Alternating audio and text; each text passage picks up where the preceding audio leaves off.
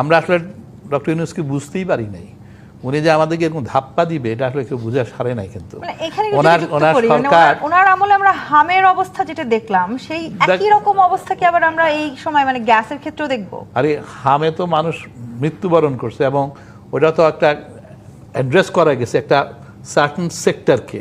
কিন্তু ইন্ডাস্ট্রি এনার্জির জন্য যদি ব্যবসা প্রতিষ্ঠান বন্ধ হয়ে যায়, ইলেকট্রিসিটি যদি না থাকে, গ্যাস যদি না থাকে, তাহলে মানুষ কিন্তু না খায় মরবে, ওটার সংখ্যা কিন্তু আর অনেক বেশি হবে। কিন্তু দ্যাট ইজ এ ডেঞ্জার। আল্লাহ না করুক আমরা সেই জায়গায় কিন্তু পৌঁছাই। But what I am trying to say যে ওনারা এনার্জিকে প্রায়োরিটি তো দেয় না, ওরা ইগো ইউজ করছে। আসলে যারা